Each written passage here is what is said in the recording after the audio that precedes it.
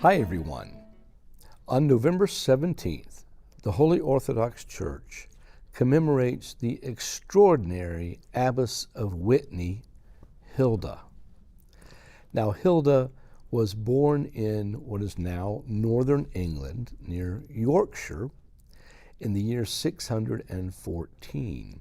Her parents were fairly well-to-do, and in fact she was most likely brought up in the confines of the royal court at the time. Her mother, early on, had a strange dream where she discovered a necklace that was found under some clothes, and this necklace was illuminating the entire whole of England. Well, it was certainly prophetic in terms of her daughter, Hilda. Hilda, over time, grew to be a very intelligent woman, very well educated, and very much in love with the Orthodox faith. At the age of 33, she finally accepted the tonsure, and after that became her years as a novice, as someone who was slowly learning the ways of monasticism. And in fact, her spiritual father during that time was none other than the great Saint Aidan of Lindisfarne. Saint Aidan, of course, had brought the traditional ways of Irish monasticism to England, and Hilda was absorbing all of these things as best she could. After a period of time, there was a war in the land where the English king was fighting one of the pagan kings, something that happened quite a lot in the British Isles in those days, and he was quite outnumbered. But he prayed, saying that he would give all sorts of land and things like this to the church as much as he possibly could, if indeed it was okay for him to win the victory. Well, as it turned out, he did win the victory. And so he bequeathed to Hilda, up near Yorkshire, with the sea on one side and the Yorkshire swamps on the other side, 1,200 acres of land. Here she established her convent. Actually, it started as a double monastery. There were men and women there who would come together for joint services, but lived their separate lives. The town is now known as Whitby, and Whitby became a very famous place for the quality and strictness of the monasticism, the cultivation of the arts and the sciences, where Hilda herself was the instructor to many generations of priests. In fact, of 5 monks that were there that became bishops, 4 of them are regarded now as saints of the English Church. So it was an amazing flowering for the second half of the 7th century, so much so that when the reconciliation between the Roman and Orthodox way of doing things with the ancient English ways came to a head at the famous Synod in 664, it was held in Whitby.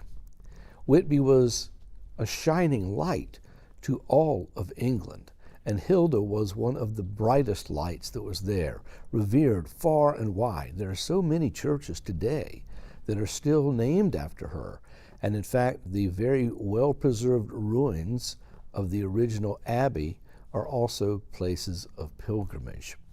Hilda was someone who was so extraordinary in her perseverance through a lot of trouble in the land, and her insistence on education and spiritual motherhood to all those that came to her set a great standard for English monasticism and church life in general for hundreds of years to come. Hilda actually desired that one day she repose in a smaller convent that she had founded not long before she died.